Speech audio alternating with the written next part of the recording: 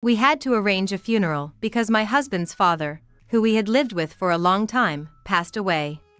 He was my father-in-law, but to be honest, I hadn't interacted much with him, so I wasn't very sad. But I couldn't say such a thing, so I reluctantly pretended to be sad while preparing for the funeral. At that time, I heard my husband on the phone with someone in the bedroom, so I decided to secretly listen. I can't meet today because of the funeral, but now that Dad is gone, we can hang out a lot more. Plus, we'll get some money from the funeral, so let's go on a trip together. Don't worry about her, she's like someone I've been ignoring for over 10 years, just like air. The moment I heard that conversation, I knew immediately that my husband was cheating. Being ignored all this time, I had thought there might be another woman. But I was shocked because I had not actually thought he was cheating. However, now that I know he is cheating, I can't forgive him. So, I decided to get back at his family as much as I could and leave this house. My name is June, and I am 51 years old. Currently, I live with my husband's parents, his son from a previous relationship, and us, making it 5 people in total. I met my husband, Ed, over 20 years ago as colleagues at the company I joined as a new graduate. However, he was already married when I joined, so I never thought of him romantically. Ed had a child with his girlfriend during his student days and ended up marrying her. But our company was incredibly busy, so he neglected his family and eventually they divorced. Around that time, I started going out for drinks with him often, just to listen to his complaints. I never thought I'd end up divorced. I joined this company intending to support my family, but if it's this busy, being discarded is inevitable. It's a pity you divorced even though you had married and had a child. But I believe you'll find someone good again. For now, you should focus on your work. No, it's not that simple, unfortunately. I ended up taking custody of the child, so I have to take care of him. Plus, my parents are still working, so I have to raise him alone. It must be tough for Ed to take on such responsibility. Having a child must bring happiness, but also a lot of worries. If there's anything I can do to help, just let me know. It's really reassuring to hear you say that. I've been feeling anxious doing this alone, so it's comforting. I'm sorry, but I might rely on you if something comes up. I think meeting you is also a kind of fate, so feel free to discuss anything with me, even things you might find hard to ask. I don't have a boyfriend, and there's no need for you to be cautious. As I supported Ed, I ended up babysitting when he was sick, and gradually we grew closer until, before I knew it, we started dating. But when I told him he could consult me about anything, I think I was also a little hopeful. He was such a good man that I thought dating him would be nice. As a result of my supporting him, Ed fell for me, and we started dating. A few months after we started dating, considering that there was a child involved, we decided to marry quickly. I think we were quite naive at the time, almost embarrassingly so. Thanks for supporting me even before we were dating. Without June, I think I would have despaired somewhere. I really appreciate it, and you've always been a great help. I should be thanking you for relying on someone like me. I was really happy because I've never had a boyfriend before. From now on, let's support each other through anything.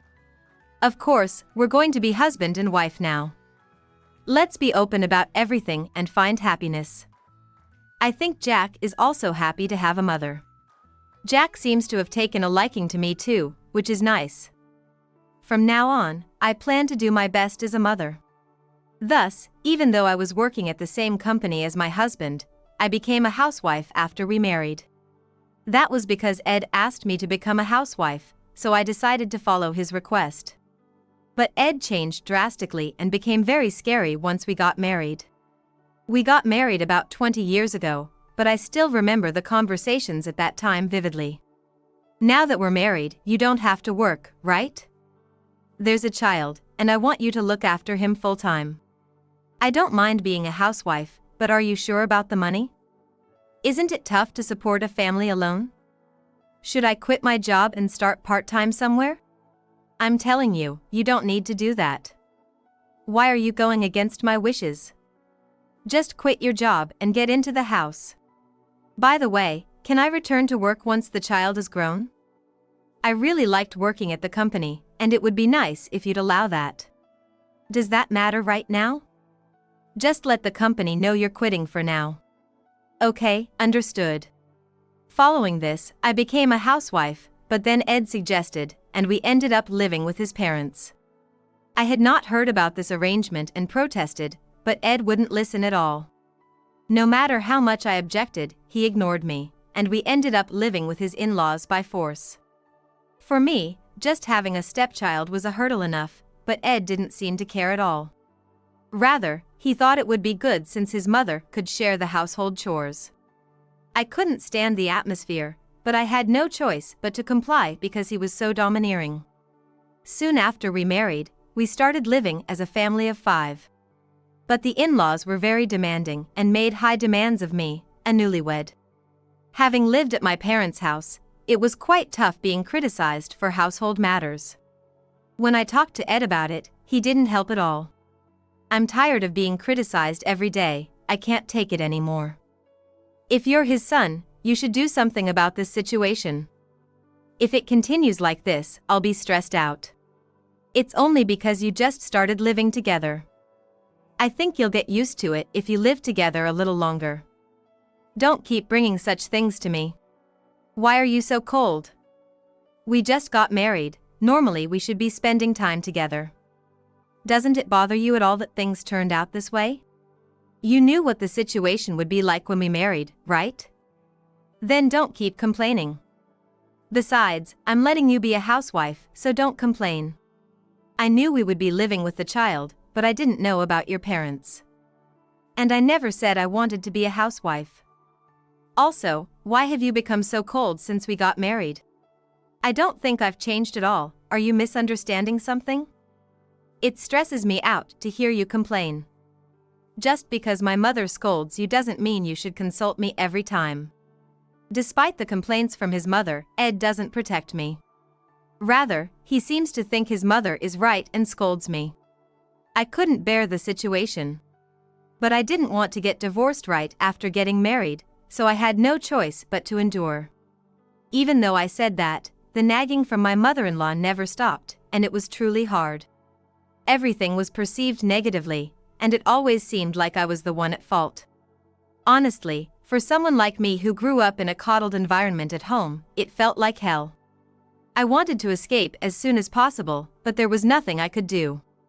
Even while pondering various things, the snide remarks from my mother-in-law didn't stop. Why is the food you make so tasteless? A woman in her 20s should at least be able to cook properly. Why did my son marry someone like you? I have been following the recipes carefully, and I don't think it's that bad. However, if it didn't suit your taste, I apologize. I'll try to improve, so please forgive me for today. You're telling me to eat this terrible meal? Since you married my son, you should at least practice cooking more. Cooking from a recipe is just being lazy. During the last health checkup, my husband was diagnosed with high blood pressure, so I'm considering that as well. I'm keeping the salt low to help him live a long life. If it's not enough, should I remake just your portion? So, it's just me who is the difficult woman. It's rude to talk to your mother-in-law like that. What kind of upbringing did you have? My parents raised me sincerely, so it's fine if you criticize me, but please stop insulting my parents. Regarding cooking, I'll continue to study and improve, so please be patient. I can't eat this kind of food, please order takeout. Even my husband would throw up if he ate this. I can't let my son eat such terrible food either. Okay, I understand, I'll order takeout, please wait.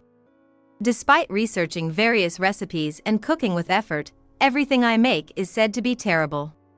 If my family could just say the food is delicious, it would boost my self-esteem and motivate me to keep trying, but that never happens. Instead, everything I make is criticized, and my motivation keeps diminishing. I had hoped to impress everyone with my cooking after getting married, but reality has not been so kind. I've often thought I should have attended cooking classes if I knew it would come to this. But now it's too late to change anything, so I end up ordering takeout almost every day.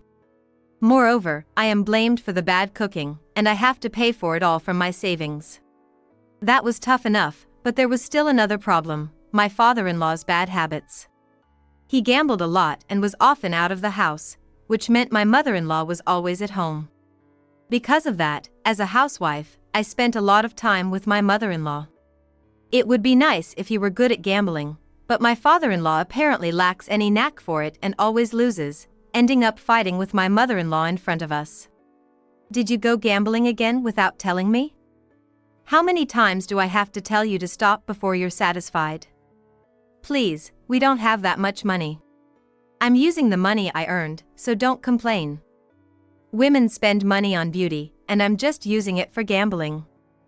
Besides, unlike beauty expenses, there's a chance money can come back from gambling. You always say that, but I've never seen any money come back. You're just using spending as a way to relieve stress, aren't you? If you keep this up, we'll end up bankrupt. Don't meddle in my hobbies. If you don't like the way I handle money, we might as well get divorced. Then you'd have to live on your own. Are you okay with that? Why do you have to escalate things so much? Fine, do whatever you want, gamble as much as you like. Personally, I hoped that my in-laws would divorce and my mother-in-law would move out, but realistically, that wasn't going to happen. In the end, my mother-in-law knows that life would be hard if she divorced my father-in-law, so after getting angry, she always backs down. However, this argument was particularly severe, and from this day, the conversation among the family members drastically decreased. We only spoke when absolutely necessary, avoiding any unnecessary interference with each other. The atmosphere at home became so uncomfortable that I got permission from my husband to start a part-time job. Because of this environment, my son's personality has become twisted. No matter what I say, he's indifferent and starts ignoring me. You can play, but make sure you study properly. I don't want to hear anything from you. Why would you say that? Because you're not my real mom, that's normal. You don't have to say things like that. I'm trying my best in my own way. Just stay out of my life from now on. I had planned to keep quiet about not being his real mother, but my in-laws ended up telling him. He used to be such a good kid, but after my in-laws told him the truth, my son became very twisted. I had intended to tell him when he was an adult, so it really threw off my plans. I'm sure things wouldn't have turned out this way if we hadn't been living with my in-laws. Additionally, my son's change worsened the family atmosphere. I tried hard to mediate and keep the peace, but nothing worked. Rather, anything I said was ignored, so everything felt futile. Even when I wasn't ignored, I was just talked back to. It was truly difficult, but I endured it for my son's sake. Is today's dinner not good either? I've been trying quite hard lately. Shut up! Don't talk to me every time! We live together, after all. Since I was only being ignored, I decided to stop the futile effort and stopped trying to initiate conversation. My husband and in-laws seemed to talk frequently, so I felt left out. I didn't necessarily want to be included, but it hurt that my son was on my husband's side. I was the one who had taken care of my son, yet it felt like they were reaping the benefits. Despite my efforts as a stay-at-home mom, I received no praise for my housework, and my role in my son's life was usurped. It was the worst. Years into being ignored, I wondered what I was even striving for. But as time passed, and before I knew it, 15 years had gone by. My once young son had grown up twisted. Around this time, my father-in-law, who had been ill for a while, passed away. We were all prepared for this, but the home is somewhat restless. He was sick, but I never imagined he'd be gone so suddenly. It's too sudden to feel real. I know there's nothing we can do about it now, but it still feels lonely. But you had plenty of fun, so there shouldn't be any regrets. Let's just somehow get through the funeral as a family. Once the funeral is over, it feels like I'll be hollowed out. It can't be helped, I'll do my best too. I'll help out as much as I can, so let's all work hard together. Of course, you should be the one working hardest. You married our son, so it's only natural for you to put in the effort. Yes, I will do my utmost. While despairing over how long I must keep this up, I heard my husband's voice from the bedroom. It seems he was talking on the phone with someone. I know it's wrong to eavesdrop, but I decided to listen because my husband's behavior has been strange over the past few years, ignoring whatever I say. If it were just the ignoring, it would be the same as my mother-in-law, but he has also been going out alone.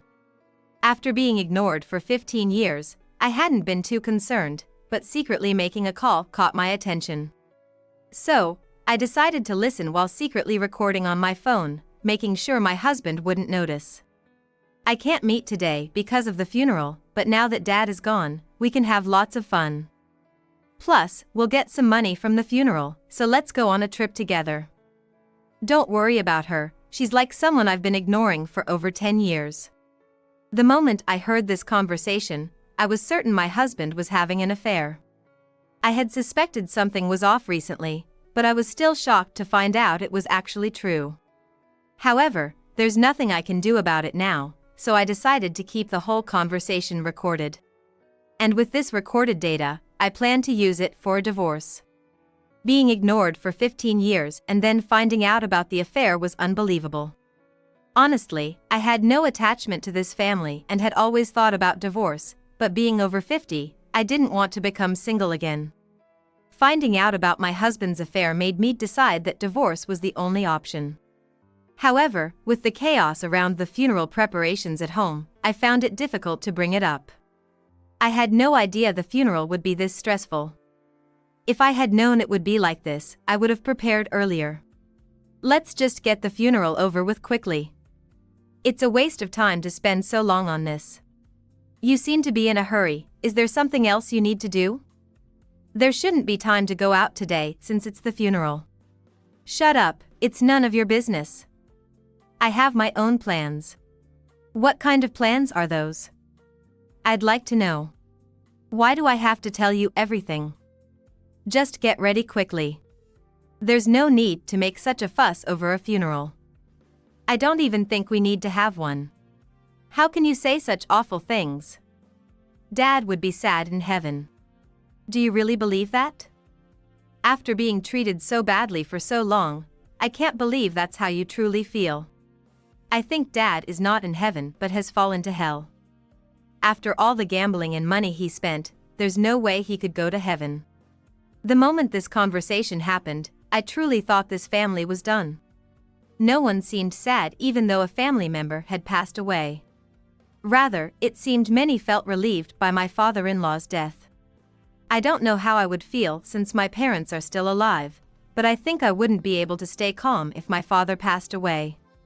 Yet, this family didn't seem to care at all about the death itself, they were only concerned about the future. Thinking all this, I no longer wanted to stay in this house, so I pretended to go to the bathroom and quietly left the house. When I left, I immediately got a call from my husband. I really didn't want to talk, but since the notifications were annoying, I decided to answer just once. When I answered the phone, he told me to come back right away or he would go to my parents' house, so to avoid worrying them, I decided to return immediately. When I got home, surprisingly, my husband wasn't angry, but he made a ridiculous suggestion. As for the funeral expenses this time, I want you to pay for everything from your wallet. Why do I have to do that? Normally, it should be you, the husband, who pays, right? I'm the one who's been supporting the family, so you should use that savings. What do you think I gave you permission for? Well, yes, I've been able to save a little, but I'm the one who's working, so why should I dip into savings for funeral expenses? I put all my salary into the household, so you should pay for that too. Not doing things like this, you're finished. I'm sorry, but I don't feel like I've been that indebted to your father, so I can't imagine contributing to the funeral. That's why you should come up with the funeral money. Then why doesn't Grandma pay? Normally, it would be something Grandma pays for, right? Well, that's right, I think your mother should pitch in. When I said that, for some reason, my husband and mother-in-law fell silent. It seems like money matters are off limits in front of my mother-in-law. Still, I can't avoid talking about money in this situation. After all, It was my husband who brought up the money issue, so I guess it's something we shouldn't bring up to my mother-in-law. But I don't understand why talking about money is taboo. Nevertheless, their blatant change in attitude makes me really think something's up. I got curious, so I decided to ask why they were acting like that. Why are you both clamming up? I genuinely think you both should contribute. Don't act like that just because you don't want to pay. Trying to push it onto others is useless. You're the one trying to push it onto someone else, aren't you? Trying to flip the situation won't work. Don't you feel bad about making my mom pay? You're being supported by me, so you should be able to pay for this. You might think you're getting away with it, but I've noticed you've been using your card a lot lately. You said all the money goes into the household, but I know you've been spending freely. Unlike you, who knows what I've been doing? I either put all my part-time earnings into the household or save them.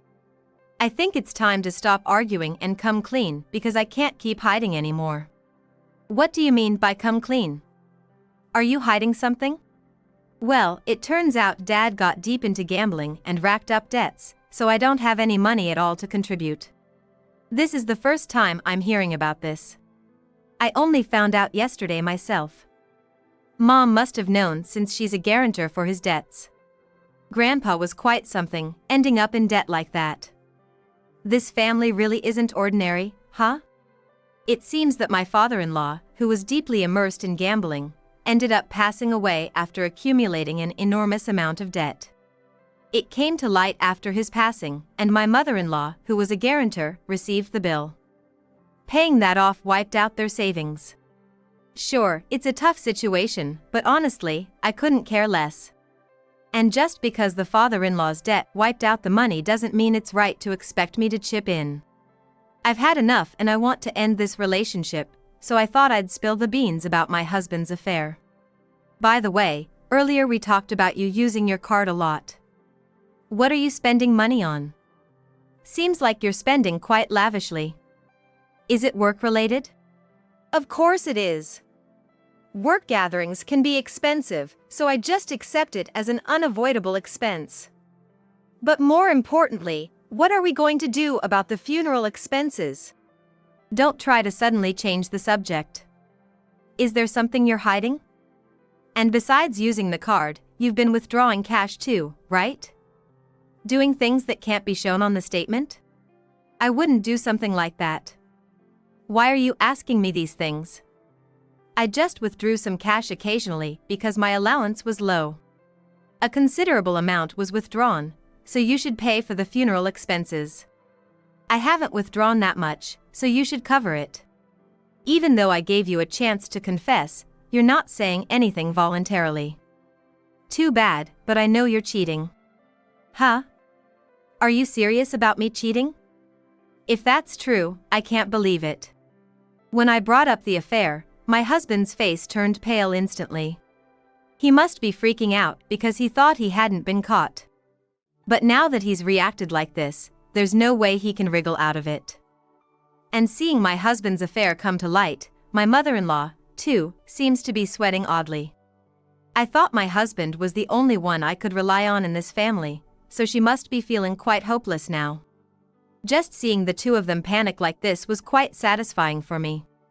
Just seeing those two panic was quite satisfying for me. Having someone who's been looking down on me all this time despair like that is quite satisfying. It's not like I'm being tasteless, but after being ignored and denied my humanity for 15 years, I've always wanted to get back at them. From the looks of it, there's no room for argument. Wait a minute, I think you're just despairing because you've been betrayed by your wife. My son wouldn't cheat.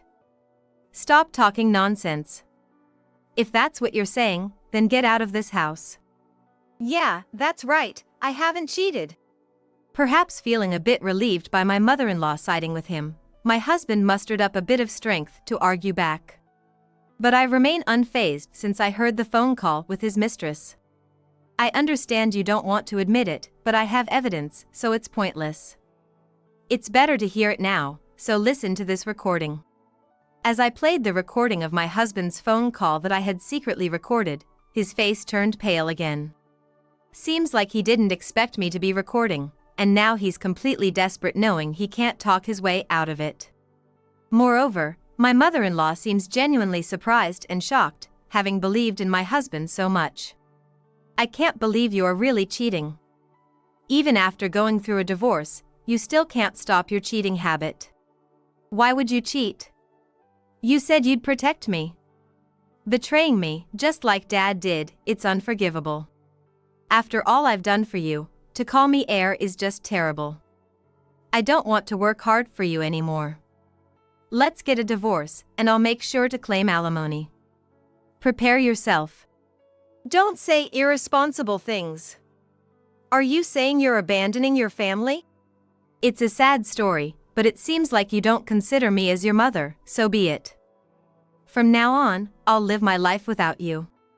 When I said that, no one could say anything, and they all fell silent.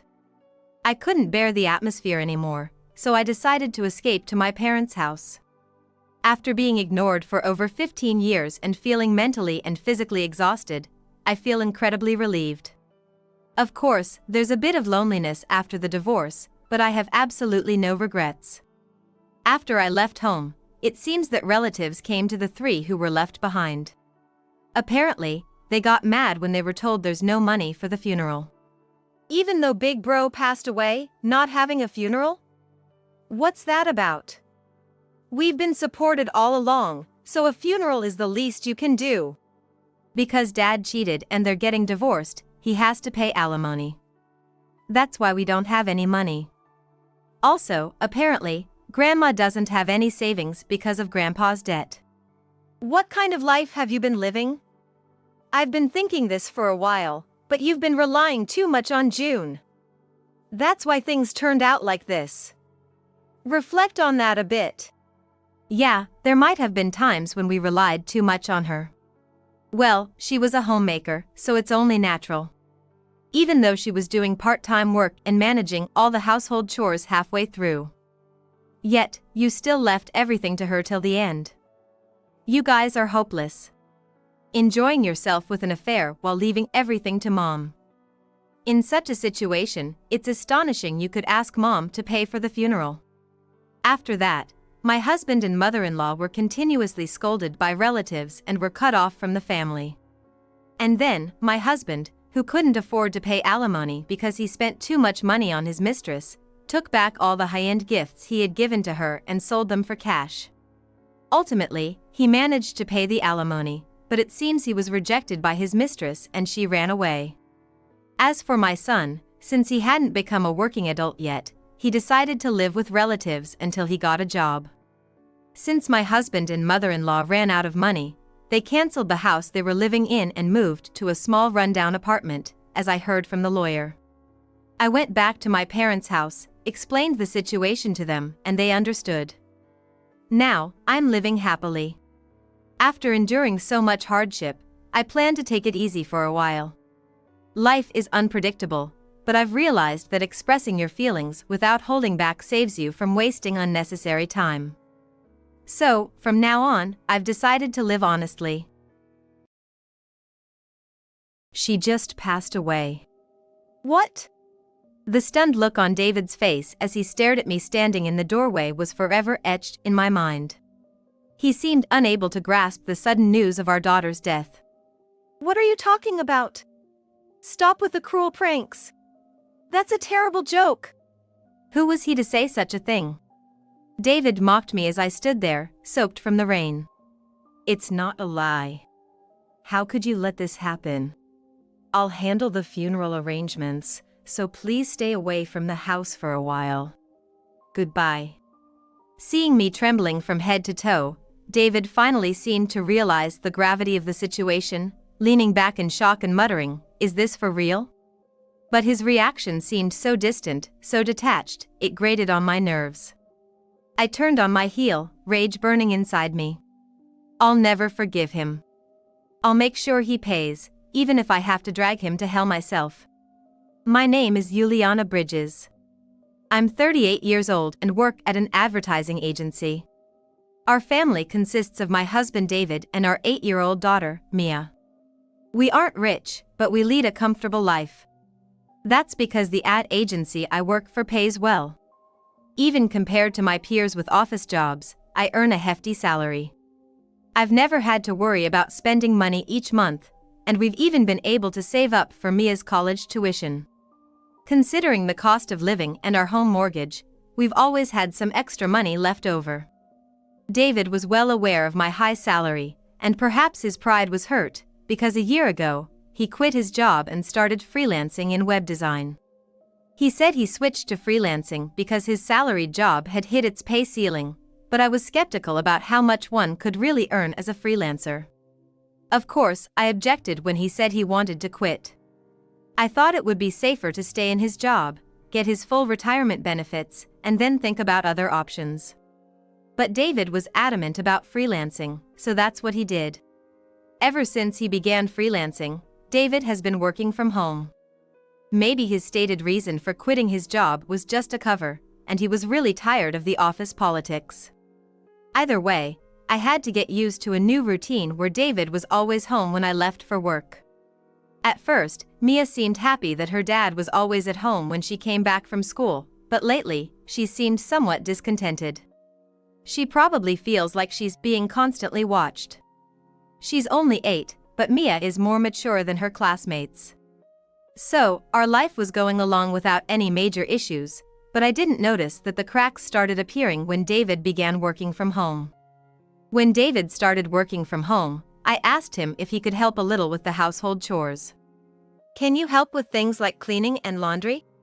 I'll still cook the meals like I always have. Excuse me? Why do I have to do housework? You're home more, and you have more free time. It'd be nice if you could help out a bit when you're not too tired. Free? Just because I'm a freelancer doesn't mean I'm not busy. In fact, I've got a lot on my plate. I can't deal with household stuff on top of that. Unbelievable.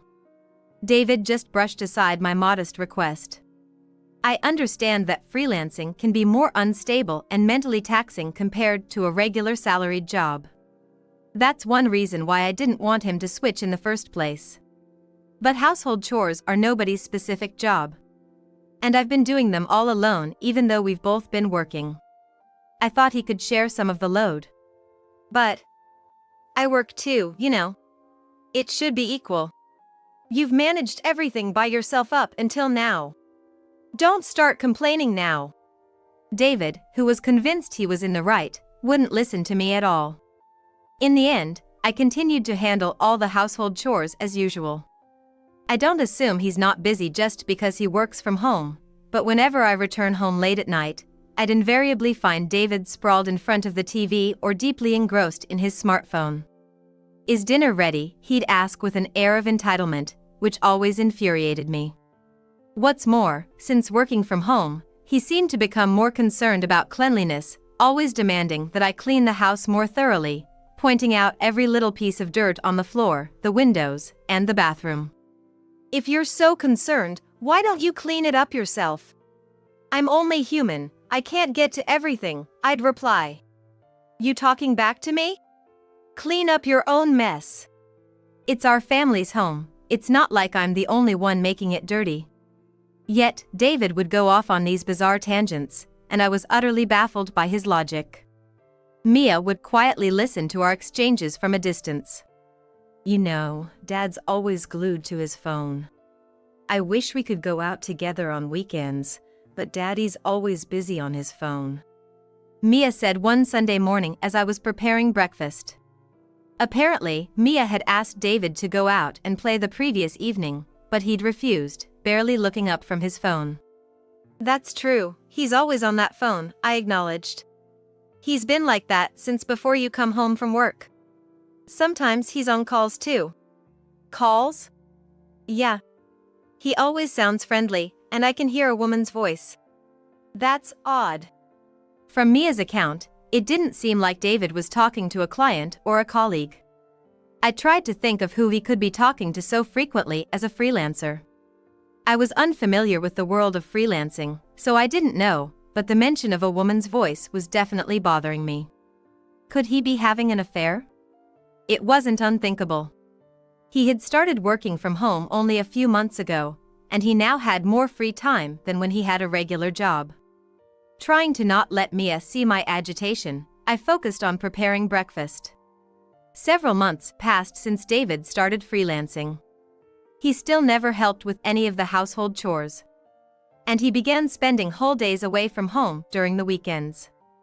"I have work to do, freelancers don't get days off," he'd say as he left the house, dressed sharper than usual, even wearing cologne and accessories he didn't normally use. I had my suspicions, but with no evidence, confronting him would be pointless. Besides, even if David was cheating, I was torn about what I should do. I knew it would be better to part ways, but thinking of Mia, it wasn't an easy decision. Every day, I agonized over the potential consequences for Mia of taking her father away from her. Our lives continued in this way, but a turning point was soon to come. One Monday morning, as I was preparing for work, Mia didn't get up as usual, and I was getting anxious that she'd be late for school. "Mia, it's morning. You need to get up, or you'll be late for school." When I went to Mia's room to wake her up, she looked completely drained. I rushed to her side, placing my hand on her forehead. "You're burning up, Mia." "Yeah." I got a thermometer and took her temperature. It read 103 degrees Fahrenheit. "I don't know what to do. I can't take the day off today. I have an important meeting." While I was panicking, David entered the room. "What happened?" "David, Mia's running a high fever. I can't take the day off from work today. Maybe we should call a babysitter?" "A babysitter? I'll take care of her." "What?" "Just let her rest, right? I can make her some soup. It'll be fine." I was utterly taken aback by David's sudden willingness to take care of Mia. David, who had never lifted a finger to help with household chores or child-rearing, now offering to care for our daughter when she's sick. Unbelievable. Though I found it hard to believe, I decided to trust him given the urgency of the situation. "All right, thank you. There's some fruit in the fridge, give her some if she feels like eating." "Got it." Relieved by David's reassuring response, I hurriedly got ready and left the house. I was deeply concerned about Mia, but arriving at work on time was my top priority for the moment. By the time I reached my office in New York, the skies had darkened and it had started raining. Fortunately, I had a foldable umbrella with me, so I reached the office without getting wet. The meeting began in the afternoon as scheduled, but I couldn't stop thinking about Mia. The office was abuzz due to the sound of heavy rain and strong winds from outside. Come to think of it, wasn't there news about a hurricane approaching? I'd been so busy lately that I hadn't been keeping up with the weather updates, but I remembered a warning about a hurricane making landfall tonight.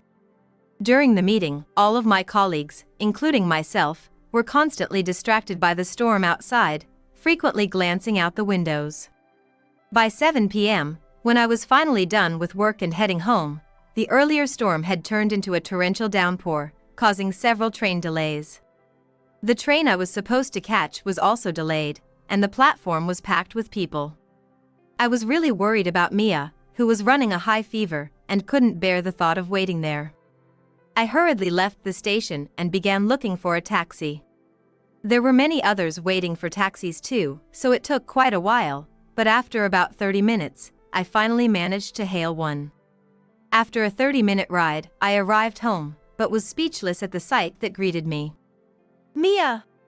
To my horror, Mia was lying unconscious in front of our entrance. I quickly scooped her up. "Mia, are you okay?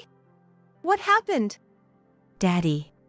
Seeing me might have comforted her, as after she whispered "Daddy," she just slumped, looking exhausted. Despite being drenched in rain, her body was burning up. I turned to the taxi I just got off from and knocked on the window. "I'm sorry. I need you again. Please take us to the nearest hospital." Seeing Mia's condition and my desperation, the driver quickly opened the door, understanding the gravity of the situation. I quickly hopped into the taxi. "I need to get to the nearest hospital, fast. Mia, Mia." Throughout the ride, I kept calling out to Mia. I felt if I didn't, something terrible might happen to her. I desperately wanted to know why she was outside in the first place, especially during a storm, but right now, saving her was more important. Despite the heavy rain and the slow-moving traffic, we finally reached the hospital. "Ma'am, do take care, especially if you're heading back in this storm," the kind taxi driver said as he dropped us off. Thank you so much. With a kind-hearted driver seeing me off, I rushed Mia to the hospital. Even though the hospital was busy with many patients, the receptionist quickly realized the urgency upon seeing Mia's condition and got her immediate attention. 30 minutes later, a doctor finally examined Mia, informing me that she was semi-conscious due to a high fever. Thankfully, she had no physical injuries. If her fever reduced, she should be okay. However, given that she'd apparently been outside in the rain for hours with that fever, she had to be admitted immediately. Mia, I'm so sorry. I hope you feel better soon. "Ma'am," a nurse said, "we'll take good care of her. You should rest today." Thank you.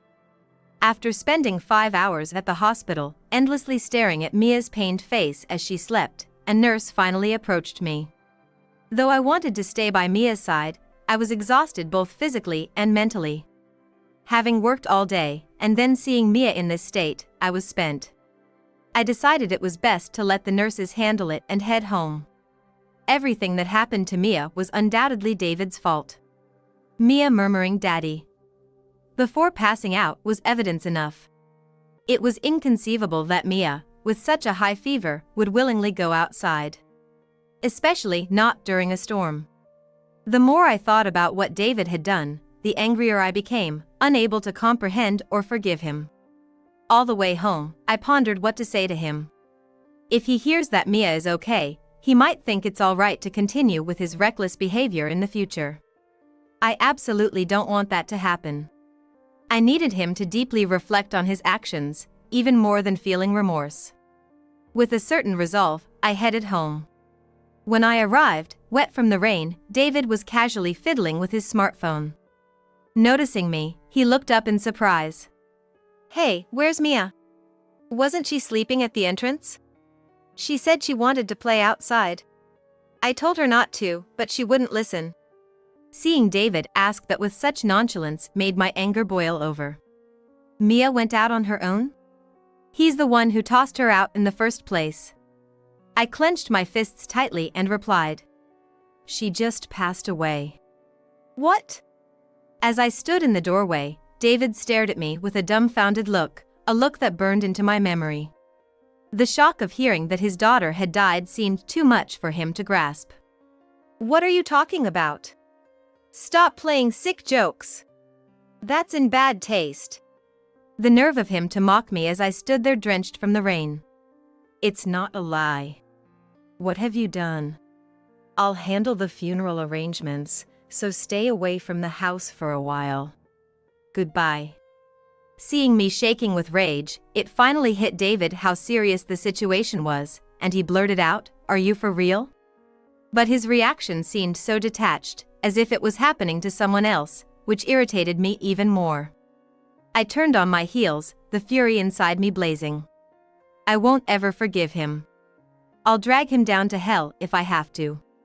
I stormed out of the house and headed straight for a hotel. I managed to find a vacant hotel and decided to stay there for a while. Although it would cost me, now wasn't the time to worry about money. I wanted to get back at David. If he felt remorse and changed his ways after hearing about Mia's death, I might reconsider my approach. But seeing that he didn't call or message me that day, it was clear he couldn't care less about what happened to Mia. This only fueled my anger further, and I began to devise a plan to make him pay. The next morning, I woke up and immediately headed to the hospital. I got word that Mia had regained consciousness. Mia! Are you okay? Mom. Yeah, I'm fine now. My fever's gone down. Oh, thank goodness. I hugged Mia tightly and gently stroked her head. She giggled as if tickled by the gesture. Relishing the joy of Mia's return, I eventually pressed her for the truth. Mia, what happened yesterday? Daddy kicked me out. I knew it. He said I was in the way and told me to leave. Then a woman came in and they chatted like they were close. A woman? What did she look like? I didn't get a good look, but she was young. She had bright red nails and wore skinny heels. I couldn't believe it. David was having an affair. Not only did he bring his mistress home on a day Mia had a high fever, but he also locked his own daughter outside. It was beyond comprehension. How could he do something so horrible? I'm sorry, Mia. That must have been terrifying. Yeah. But I was happy you came to save me. Mia! For David to put Mia through such trauma and think he can be happy with his mistress, it was unforgivable. I felt a burning rage consuming me. By the way, Daddy said he's gonna invite that lady over again next Sunday. Next Sunday? That's the day I'm supposed to go on the company trip. He's planning to spend a fun day with his mistress while I'm away. I was appalled, but it strengthened my resolve. Thanks for telling me. I patted Mia's back, vowing to get back at David. The following Sunday, I decided to take Mia and return home. I informed my company that due to personal reasons, I wouldn't be able to attend the trip. After Mia was discharged, we had been staying at the hotel together. It had been a while since we were home, but as we approached the front door, it felt like we were entering someone else's house. We're home. We're home. When Mia and I entered the house like usual, sure enough, there were unfamiliar high heels at the entrance. Just as Mia had said. The thought of David and his mistress enjoying themselves deeper in the house made my skin crawl. David wasn't in the living room, so I headed to the bedroom.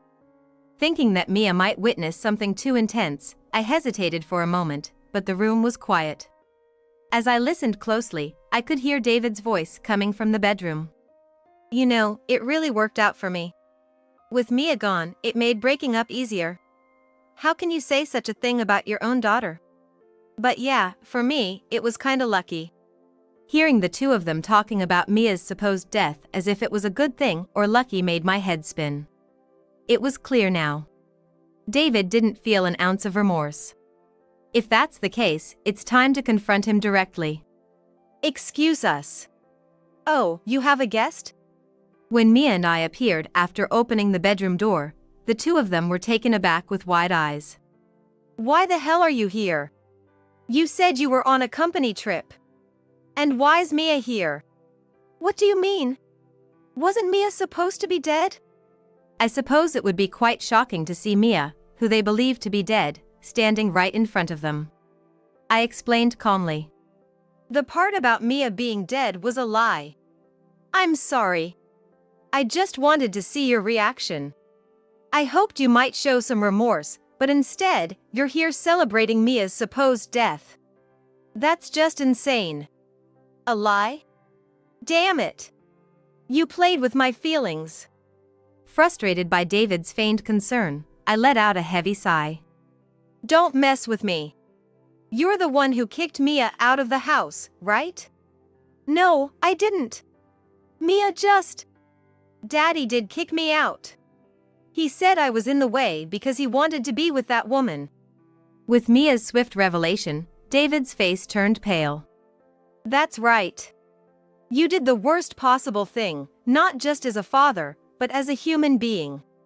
Mia was in such a condition that it wouldn't have been surprising if she had died. And you prioritized being with that woman over her? Pointing at the woman, who had been silently watching our confrontation, I exclaimed. Oh, calling her my mistress? That's not right. She's a colleague from work. Work? Wait, didn't you say you quit your job and you're freelancing now? Caught off guard, David's hasty lie inadvertently confirmed she was indeed his mistress. Well, we don't really need to ask her now, do we? Here's the evidence of your affair. Private investigators are quite something. They gathered this much evidence in just a week. I thrust a large envelope towards David. That's right. After hearing about David's affair from Mia, I decided to get a thorough investigation. But I never imagined the evidence would pile up so quickly. Seems like David isn't very good at hiding things. Hesitantly, David opened the envelope, and as he pulled out the photos, he dropped them, scattering the evidence of his affair all over the floor. This is so unfair. Do you enjoy cornering someone like this and putting them in a situation where they can't escape? Even though he was entirely at fault, David tried to paint me as the villain, which I couldn't understand at all. I pulled out the business card of a divorce lawyer I had stashed in my bag and thrust it towards David. Unfair? Who's the real coward here? I see no worth in staying with someone so thoughtless any longer. Let's get a divorce. David's eyes widened as he stared at the business card. If he truly wanted to be with his mistress, he should have been willing to accept the divorce easily. Oh, and by the way, once we're separated, you'll of course be responsible for asset division and child support, David. And I'll make sure to inform your company and your parents about everything. Be prepared for that. I glanced at the woman, his affair partner, when I said you. What? Why me? I didn't know anything about this. Don't you know? You destroyed a family with your actions. You have to take responsibility. The mistress began to panic and messed up her hair. Both Mia and I watched her coldly. Mia, still a child, seemed to understand what was going on and held my hand tightly. If you don't have the money, find a way to get it. You two are in love, right? You should be able to overcome this together. Just never show up in front of Mia and me again. I'll give you the house, but you're still responsible for the mortgage. Wait. David tried to protest, but I pulled Mia away. Yes, Mia is going to lose her father, but I have no regrets. I won't put Mia in harm's way ever again. We'll do our best from now on, okay, Mia? Yeah. Mia looked surprisingly happy, which put me at ease. I decided to go back to my childhood home with Mia and stay there for a while. My parents were livid with David for cheating and putting Mia through such pain, to the point where they felt like giving David a piece of their mind. But I managed to calm them down and avoid further issues. You can stay here as long as you need. Thank you. Both my mom and dad seemed pleased that we had come, and Mia was thrilled to see her beloved grandparents. For now, everything seemed all right. As for David, he got a lawyer and managed to settle the child support and asset division in one payment. I couldn't imagine David having millions saved up, so he probably took on some debt. And with the remaining mortgage to pay off, David must be stretched pretty thin right now. A coworker from my company, who went to high school with David, updated me about him. Apparently, he ended up breaking up with his mistress. David had boasted to her about having money, so when the truth came out, they quickly parted ways. David's income was already halved from what he used to make as a salaried employee, so it's understandable. Now, in addition to his freelance work, he's scrambling with various part-time jobs. After losing his wife, daughter, and mistress, David will probably live a frugal life, paying off his debts. He got what he deserved. I hope he learns from his hardships and regrets his actions. Mommy, today at school, I made Grandparents' Day gifts for Grandma and Grandpa. Really? Let's give it to them later together. Okay. Seeing Mia so lively and happy, even without David around, made me feel content. From now on, I'm gonna move forward at my own pace, with Mia by my side. The tie I handed over was tossed into the trash can at the corner of the room in the next moment. I, taken aback, blinked at Bob. We don't need cheap junk. Did you even check inside? Huh? Behind a bewildered-looking Bob, Catherine was grinning. I locked eyes with Bob and then slowly shifted my gaze to Catherine. Wait, you're telling me that was from you, sis? Sorry it looked cheap. Catherine's well-composed face transformed into something terrifyingly fierce. Seeing her like this, Bob was visibly shaking. I thought Michelle picked it out. Just 'cause Michelle picked it doesn't mean you can just throw it out. Catherine was fuming, and I, rather inappropriately, was getting excited. I'm going to reveal all of Bob's misdeeds right here and now. I took a deep breath. My name is Michelle. I'm a 47-year-old part-time working housewife. Soon after graduating from college, I got married and had a child, so it feels like I've already started my second life.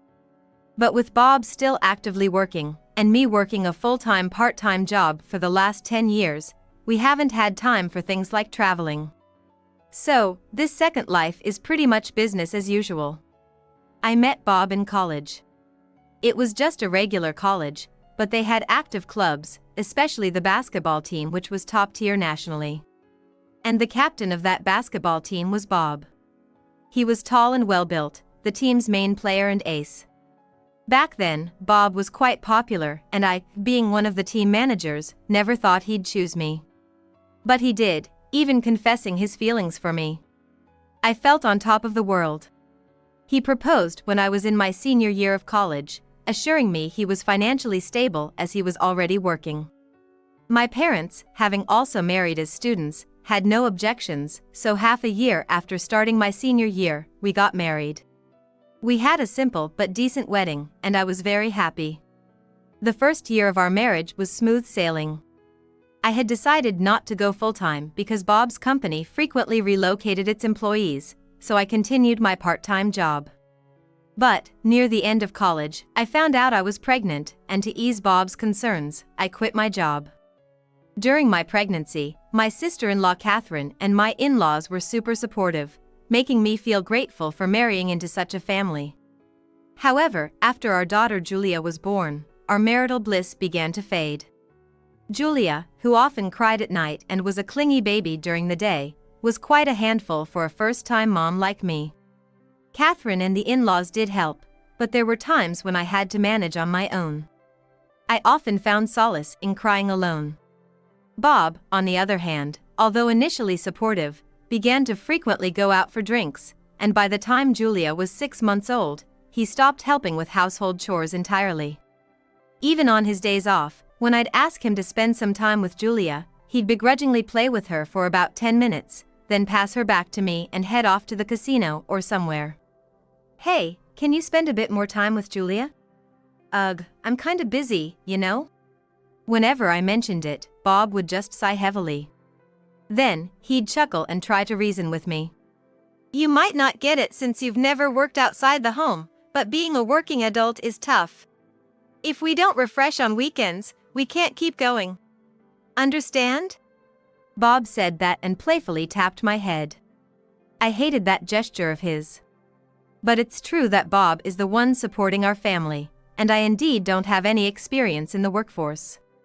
Because of that, every time he said something like that, I'd swallow any retorts, and eventually, I stopped asking anything of Bob. So, without paying any attention to his family, Bob led a life that was hardly fatherly, only interacting with Julia when he was in a good mood.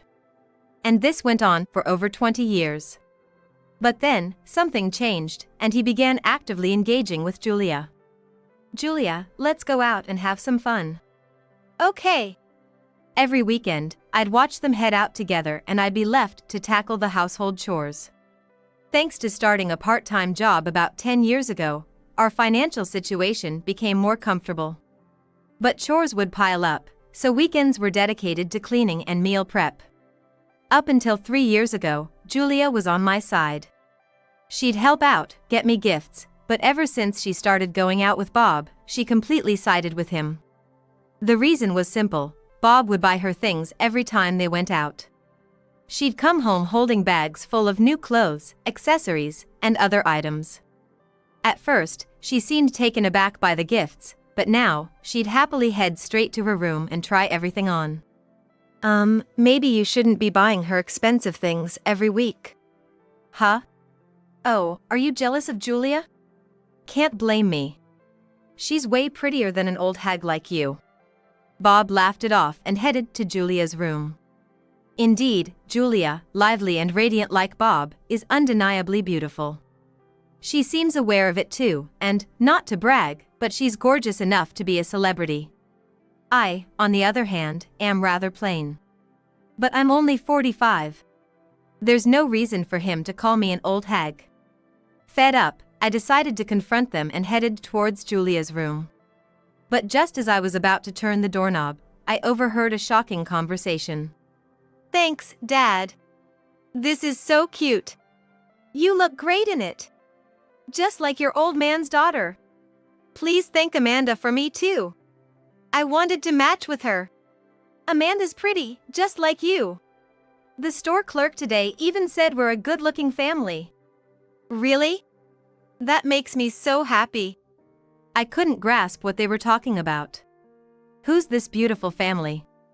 I thought it was just the two of them going out every weekend. Standing there with my hand on the doorknob, my eyes widened in confusion. Tears streamed down my face, but I was paralyzed. Oblivious to my presence, Julia and Bob kept laughing and chatting about their next outing. The resentment I felt towards them was overwhelming. The next day, on my way back from work, I stopped by a private detective agency. The staff there was very kind, and I poured out everything that had been bottled up inside me. Right then and there, I decided to have them investigate Bob and Julia. A few months later, when I received the investigation report, I was stunned. Bob met his mistress almost daily, and on weekends, they'd take trips with Julia. But as I read on, even more shocking details emerged. No! This can't be real! Faced with Bob's blatant deceit, anger bubbled up within me. I'll never forgive him, I'll get my revenge. Just as that thought crossed my mind, a message pinged on my smartphone. It was from Catherine, inviting me to a celebration at their family home in honor of Bob's recent promotion. I hadn't heard a word about Bob's promotion, but I decided to accept Catherine's invitation. I didn't want to buy a gift to celebrate his promotion, but it'd seem odd if I were the only one who didn't bring anything. So, I decided to get something with Catherine's help. We purchased a high-end, custom-made tie from a shop that made even finer suits than the ones Bob usually wears. The tie cost me $300. We'll put it in a plain paper bag so he won't guess what's inside right away. It's a surprise. I hope he likes it. I hope so. Imagining her younger brother's happy face, Catherine looked pleased. A part of me felt guilty, but my desire for revenge against Bob was much stronger. With determination, I moved forward with my plan. The day of Bob's celebration arrived. As we were leaving the house, Bob noticed the plain bag in my hand and couldn't hide his disappointment. Without a word, we headed to the family home. Once there, Bob's parents and Catherine joined us, and we enjoyed a delightful meal. Shall we start with the gifts? Who wants to go first? Me. Happy promotion, Dad. Julia handed him a no-brand handkerchief. Though it came in a neat box, it didn't look particularly expensive. But Bob, who usually loved branded items, accepted it with a smile. It's unusual for Bob, who's always loved branded items. With that in mind, I pulled out the tie box from the paper bag and handed it to Bob. Congratulations on your promotion. This is from me and...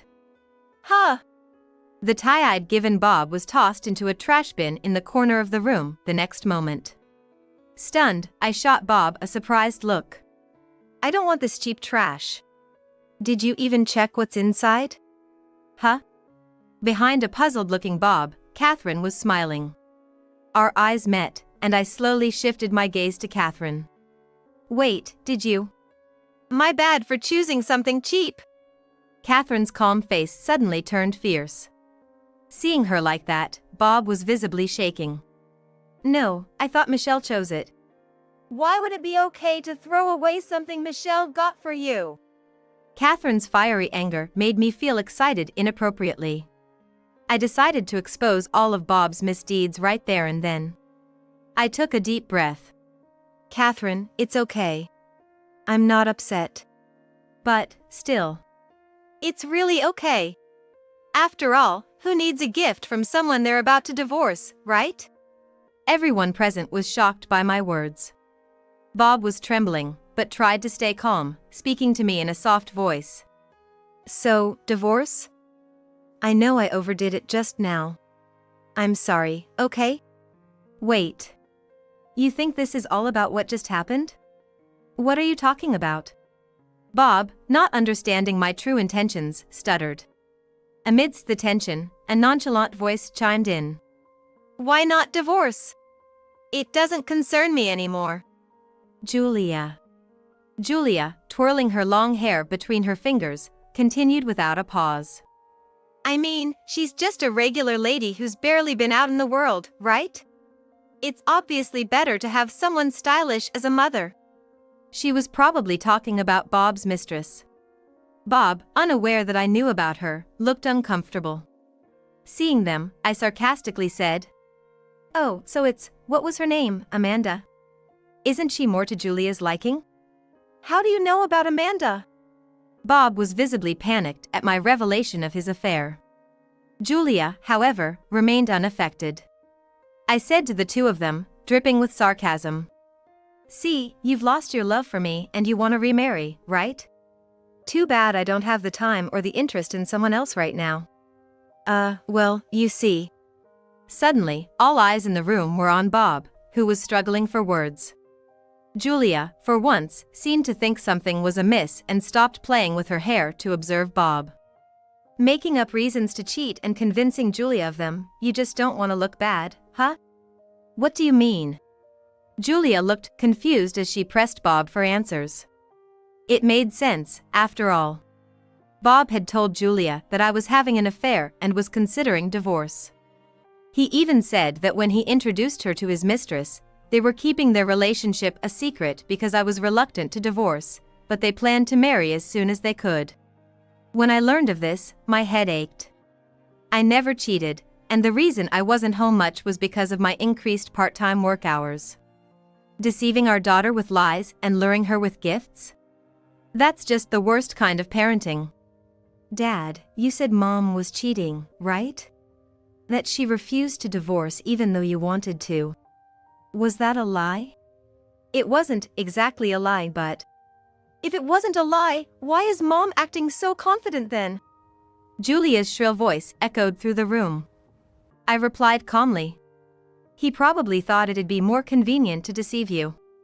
That way, after the divorce, it'd be easier for him to bring you around to Grandpa and Grandma's, or maybe it'd be easier for him to return to his parents' place. Probably reasons like that. It's a lie! Julia seemed unable to believe my words and kept repeating. It's a lie! Bob was visibly shaken and pale. I handed him the business card of a divorce attorney. Wait, Michelle, can we discuss the divorce? Aren't you planning to marry, what was her name, Vanessa? It seems Julia likes her quite a bit, so I don't see a problem. But, we've been together for over 20 years, there's a bond. The bond you're talking about isn't with me, it's with the alimony you don't want to part with, isn't it? I said sharply, and he glared back, clearly struck by the truth. The image I once admired was nowhere to be seen.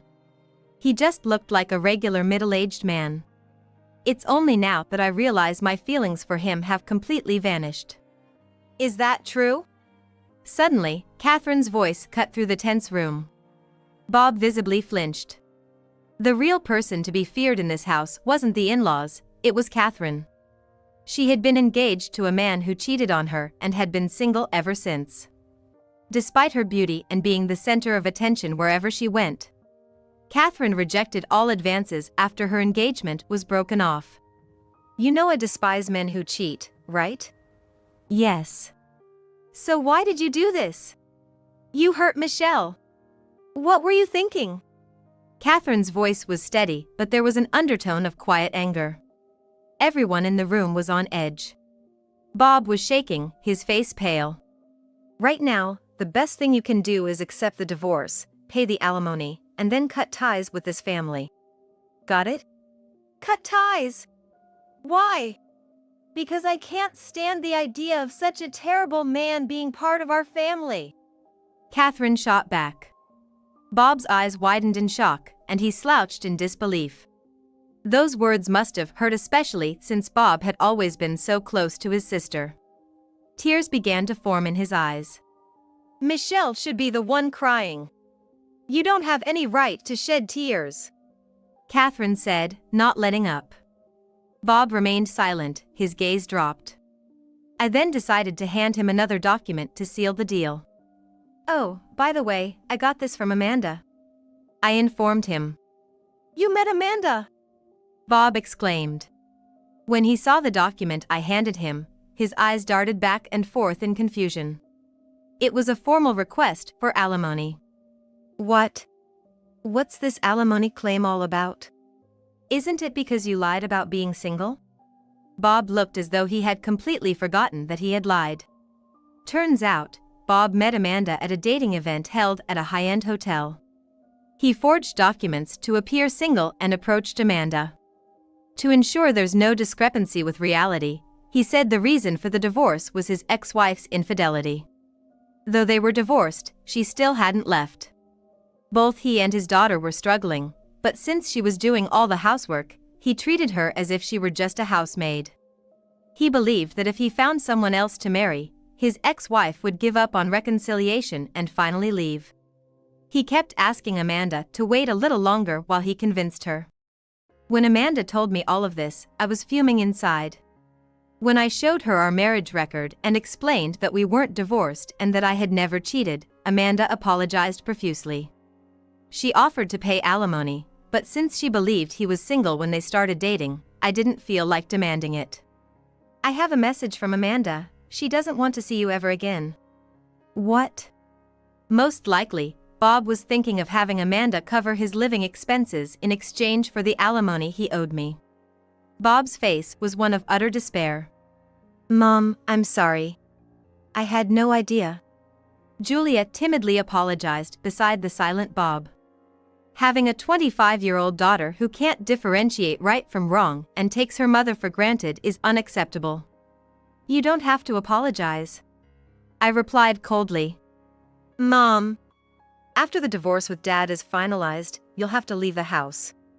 What? Why? I sighed at Julia's reaction. The house we live in is in my name.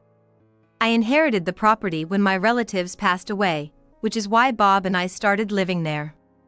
I had mentioned this to Julia before, but she seemed to have forgotten.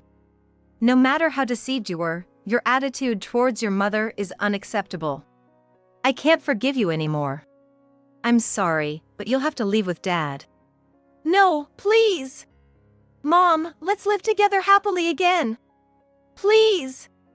Julia begged, her voice filled with desperation. I coldly stared at the frantic Julia. Then, my usually silent mother-in-law chimed in. Bob and Julia, please never come back to this house. What? Mom! Bob looked up in shock at his mother's words. My mother-in-law was fuming, her face red with anger. Seeing her like that, Bob couldn't hide his shock and shed tears. Julia was just frozen in shock, seeing the usually kind-hearted mother-in-law change so drastically. I don't want to talk to people who hurt others like you. Please leave, she firmly said. Bob was taken aback. Suddenly, my father-in-law stood up, grabbed Bob by the collar, and dragged him out of the house. At first, Bob banged on the house door and shouted, "Let me in." But when the neighbors started gathering, he left with Julia. Back at my in-laws, I enjoyed some tea and cake my mother-in-law prepared, finally having a moment of peace. I then filed for divorce. With the alimony from Bob, I became fairly wealthy. As for Bob, not only did I take the savings he'd been hiding, but it also came out that he had forged documents at the dating event. His colleagues, who had attended the same event, exposed his lies at work. As a result, he lost his credibility and, despite having been promoted, was sidelined. Julia made a significant error at work. While she wasn't fired, her salary was substantially cut. Moreover, I heard she had an affair with a married senior colleague at work and is currently in a dispute about it. The apple doesn't fall far from the tree, I thought to myself, feeling somewhat detached from the whole situation. It seems that after being kicked out of the house, the two of them started living together. However, since I always took care of all the household chores, neither of them know how to do any, so their house is a mess, they constantly eat out, have no money, and they argue daily. On another note, Amanda, after breaking up with Bob, married her childhood friend. I heard through the grapevine that she's now a mother of twins. Even though she must have been hurt being deceived by Bob, it's good to see her moving forward and grabbing a happy future. I felt a sigh of relief. I thought our relationship with my in-laws and Catherine might end because of what Bob did, but we're still on good terms. According to Catherine, she considers me like a sister, so our bond won't break so easily. I'm really grateful to have such a kind-hearted family-in-law. And guess what? Catherine recently got herself a boyfriend. He's 5 years older than her. Even though Catherine used to say she'd never marry again, he's so gentle and understanding that he could melt her stern heart. Recently, I heard from my mother-in-law, in a secret sharing tone, that Catherine has been sneaking bridal magazines into her room. It was heartwarming to see her act so cute about it. As for me, I was promoted to a full-time position at the company where I was working part-time, and I'm really hustling. Life is pretty busy, but living just for myself is quite fun. I sold the house and started living on my own. It was quite a shock when all my moving boxes fit into just one cardboard box. Now, I'm slowly getting furniture that suits my taste. Living surrounded by things I love makes me so happy, and no matter how busy I am, when I get home, I feel so refreshed and recharged for the next day. I often think I should have made this change sooner. Recently, a colleague has asked if I'd like to adopt a cat. Life with a cat? Sounds good. With these thoughts in mind, I decide to live my life, being true to myself.